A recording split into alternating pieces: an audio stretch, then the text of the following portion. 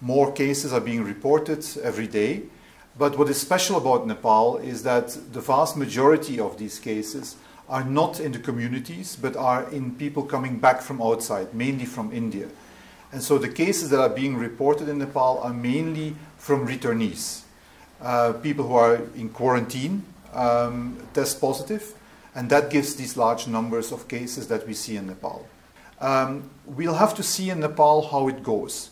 A lockdown loosening means that gradually you can loosen it further, but you can also tighten it up again. So when more cases will appear, it is possible that there will be a need to tighten the lockdown again. But that is a government decision, and that will be decided on the situation as we move forward.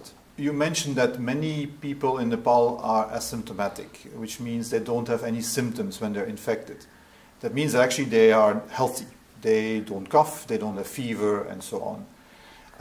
And indeed, the vast majority of people in Nepal are like that. Also, the vast majority of people are young. They are somewhere between 15 and 30, 40 or so. And most of them are males. Why is that? That is because the people who test positive are mainly people returning back from India. And the people who work in India are young males from Nepal.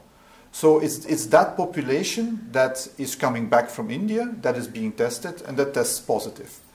So it is not special to see that in young people the disease is either very mild or even asymptomatic. So we have to keep that in mind. We have to keep in mind that the people who test positive in Nepal are young men, returnees, people who come back from India, and it's not the general population. So we don't see yet older people who are much more at risk, who will probably have much more serious symptoms. We don't see that yet at a large scale in Nepal. We have seen a few cases, yes, but the vast majority of all the cases testing positive in Nepal are among these returnees. We currently have no evidence whatsoever that the virus is different in Nepal. When you have a virus like this, it's normal that you have small mutations over time. Any virus will have small changes over time. But what we have seen globally is that in essence the virus has not changed. And so there's absolutely no reason to believe that the virus that is in Nepal, that's being picked up in Nepal, is different from viruses else in the world. What is different is the profile of the people that are being tested, because, as I mentioned, these are people coming back from India, they're young, and therefore symptoms in these young people are much less pronounced than in older people.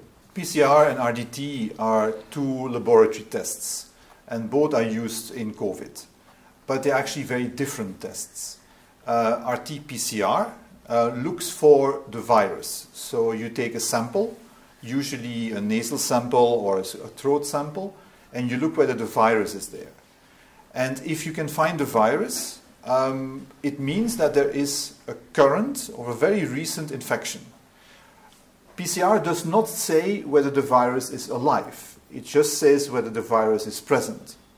But what is usually interpreted is that if you have symptoms and you find the virus, that therefore you are infected. That is what the PCR does. It looks at, are you currently infected? RDT, Rapid Diagnostic Test, looks for antibodies, and that is a very different test. Antibodies are generated by the body after you being infected. It's part of your natural immunity. And so antibodies are built up by the body, but it takes about 10 days, 14 days before you have enough antibodies that are detectable. So what antibodies says is the person has been in touch with the virus at some point in the past. It doesn't say whether you are currently still infectious or currently still harboring the virus.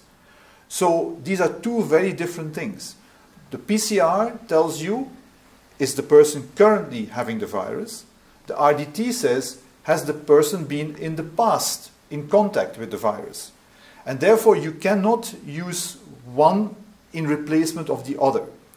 For WHO, what we're saying is that when you want to know if somebody is harboring the virus and therefore potentially infectious, therefore potentially can infect other people, you use the PCR. Because the PCR gives you the virus, whether there's virus or not. RDTs, on the other hand, can be used more for a community-based assessment. If you want to look at a certain population, for example, the people in a certain village or in a certain city, and you want to know what proportion of this population has in the past been in touch with the virus, then you can use RDTs. But it's two very different things you look at, and therefore it is important not to mix up the two. PCR, if you want to know if somebody is harboring the virus and therefore potentially infectious. RDT, to see if people have been in touch with the virus at some point in the past. Quarantine is done so that if there is a virus in a person's body, the virus, by the time the person goes home, is no longer viable. That's the principle of quarantine. So if you do quarantine well, you actually do not need to test anyone. If you wait long enough, and 14 days is certainly long enough, it can even be a bit shorter. If you wait long enough, then even if you don't test, the person, even if the person was infected, will no longer have a viable virus, and therefore can no longer transmit the virus. So if quarantine is done well, you do not need PCR. You don't need to have the person tested.